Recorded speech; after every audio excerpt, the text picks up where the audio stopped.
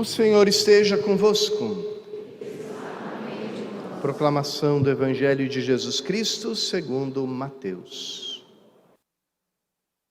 A origem de Jesus Cristo foi assim.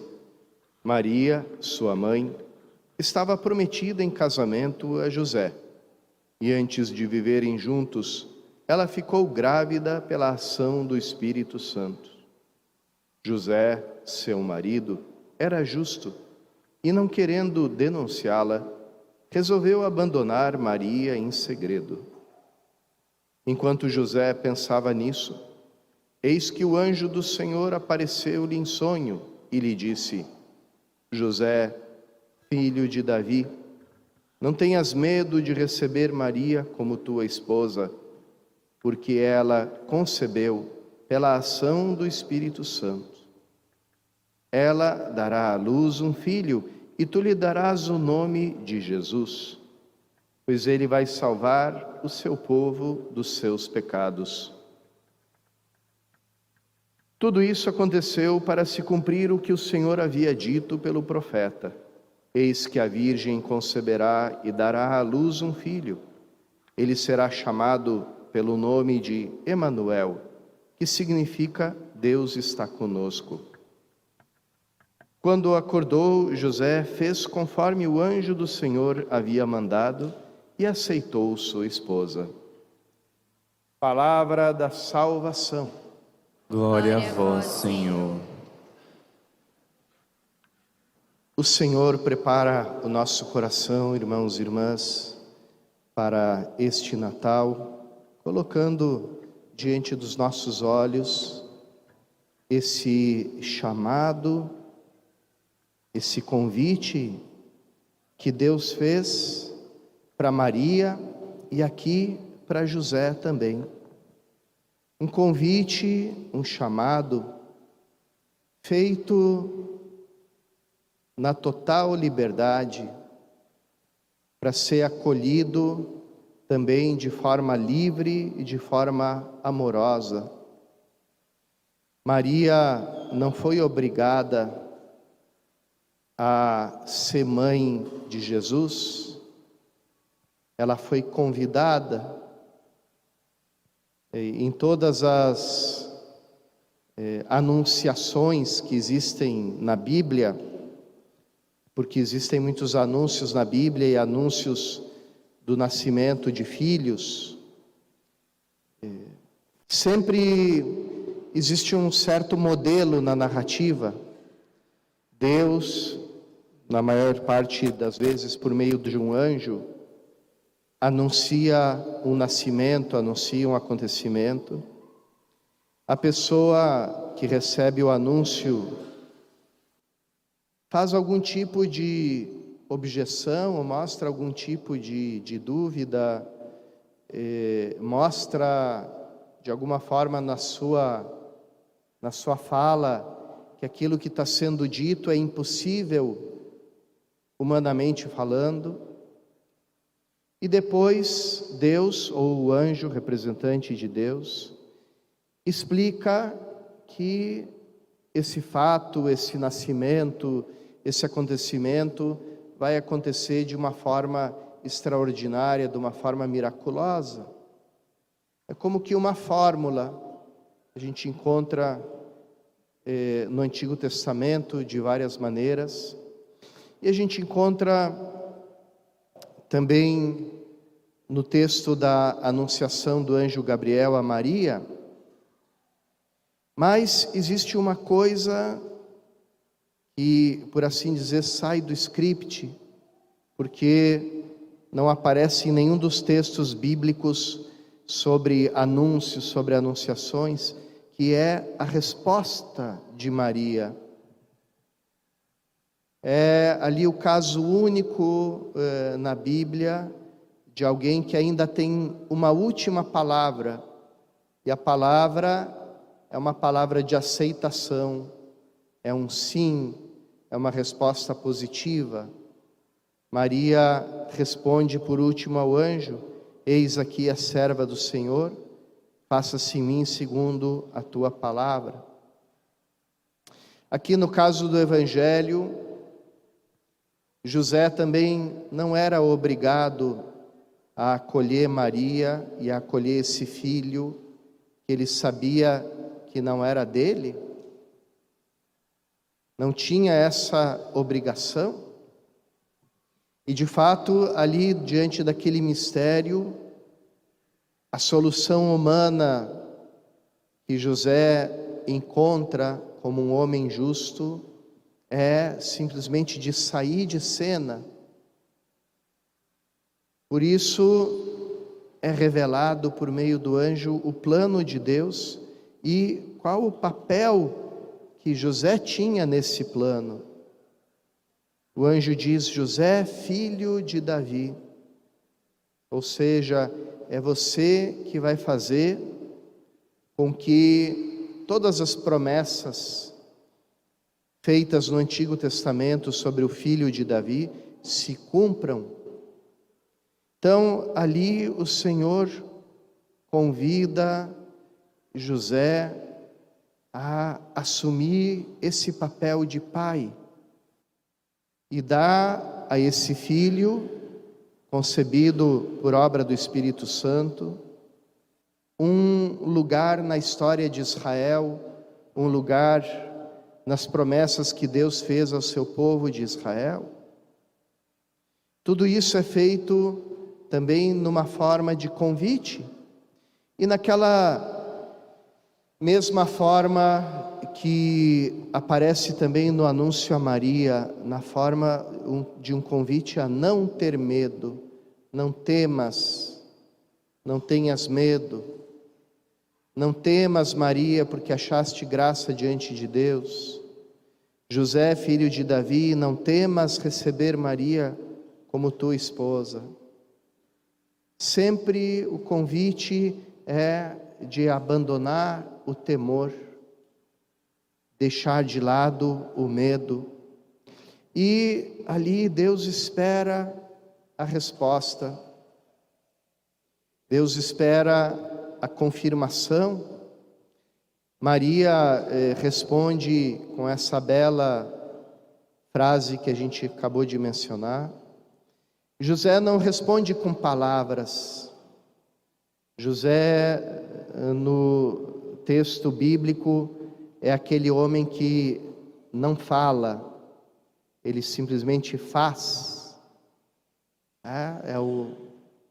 É aquele homem justo que mostra o que ele pensa e o que ele quer com atos concretos.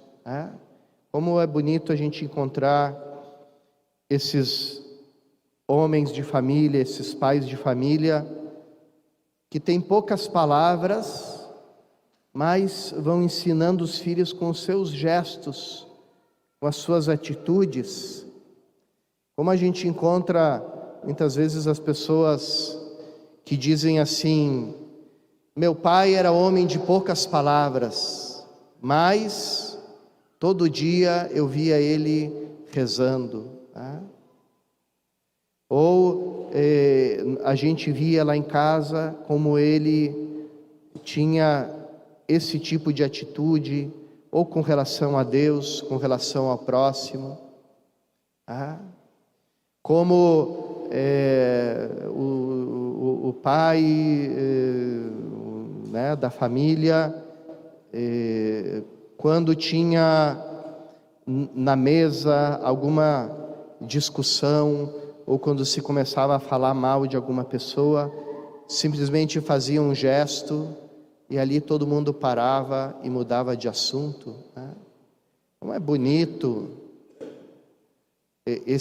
essa figura do homem, do pai, que fala pouco, mas deixa gestos, atitudes, realiza opções que deixam uma marca para sempre numa família.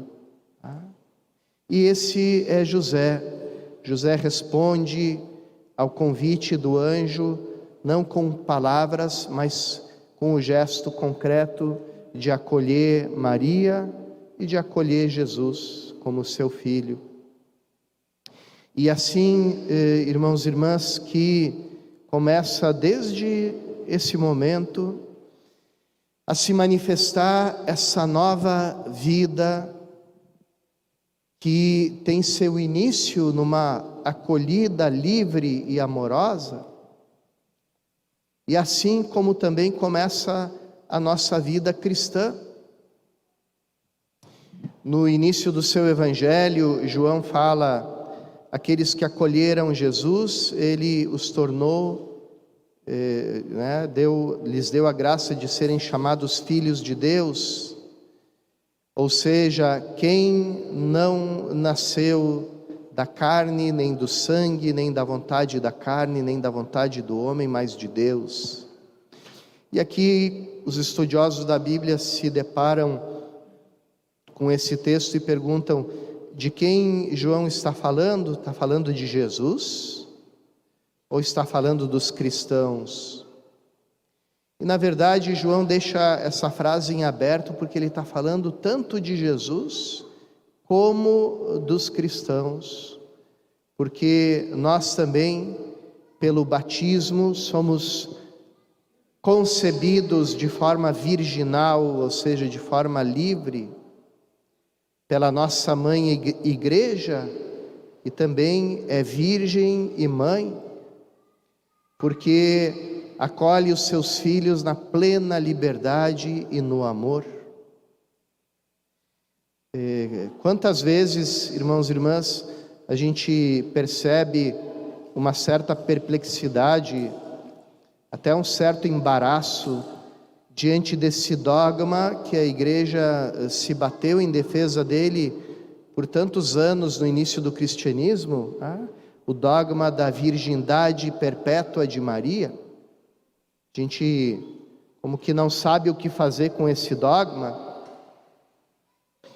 E, no entanto, como todas as verdades da nossa fé, é fundamental, porque esse é o modo de nascer da nova criatura em Cristo.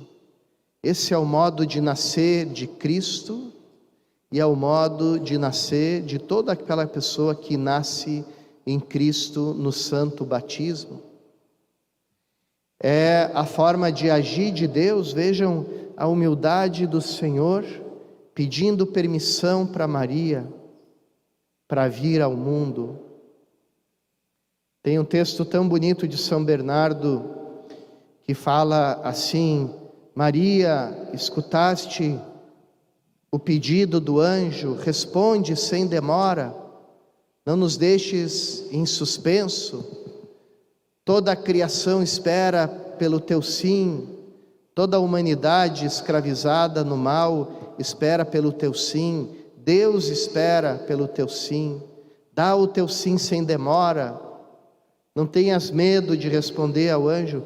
Que bonito, como que toda a criação e o próprio Criador ali pendentes de uma palavra da humilde serva do Senhor, de Maria. Aqui também Deus que se inclina diante de José, porque a fé cristã, a vida em Cristo, só pode ser acolhida na liberdade e no amor. Quando se esquece disso na igreja, aí começam aqueles episódios lamentáveis das conversões forçadas, de obrigar a aprisionar pessoas na fé. E depois surge também a resposta, a revolta. Em nenhuma religião do mundo acontece como aconteceu com a Igreja Católica em tantos lugares. A gente pensa principalmente na Europa, igrejas atacadas, queimadas, saqueadas, padres, freiras, bispos assassinados, trucidados, conventos saqueados, etc. E não por pessoas alheias à fé, não, por pessoas que tinham crescido no seio do cristianismo, por pessoas até batizadas, E por que tanta revolta? Porque lá pelas tantas, os homens da igreja, os filhos da igreja, esqueceram essa verdade da sua própria mãe igreja, que a fé só pode ser abraçada de forma livre e de forma amorosa, nunca de forma forçada. Então, Deus não nos esmaga, não nos oprime, pelo contrário, Ele nos liberta. Deus não tira nada de nós quando aceitamos o convite que Ele nos faz, de entrar na nossa vida. Pelo contrário, a gente só ganha. As únicas coisas que vão caindo pelo caminho quando a gente abraça a fé são aquelas coisas que não são autênticas, que não são verdadeiras, que não permitem que nós sejamos nós mesmos, segundo a vocação, segundo o chamado que a gente recebeu de Deus. Tanto é que se a gente olha para a vida dos santos, e para a personalidade dos santos, que personalidades tão originais, tão marcadas, tão vivas. A gente não encontra nenhum santo robotizado, nenhum santo que vive de uma forma despersonalizada. Pelo contrário, cada um, na medida e na força em que se abriu a ação de Deus, se tornou mais Ele mesmo. Sempre da forma mais bela, da forma mais bonita. E essa é a obra que Deus faz na nossa vida. Ele não nos força, não nos tira nada. Esse é o princípio virginal da nossa fé, que a gente precisa recuperar, tanto para renovar a fé em nós mesmos, como também para anunciar a nossa fé, a nossa alegria, a nossa esperança para os nossos irmãos e irmãs que estão no mundo, para que eles também acolham a fé na liberdade e no amor, porque esse é o único caminho, é o caminho pelo qual Cristo veio a nós, é o caminho pelo qual nós vamos a Ele. Peçamos essa graça de renovar a nossa fé, a nossa condição batismal, o nosso novo nascimento virginal em Cristo, na igreja, e nos preparando para o Santo Natal, também saibamos anunciar a Cristo com essa mesma liberdade e com esse mesmo amor.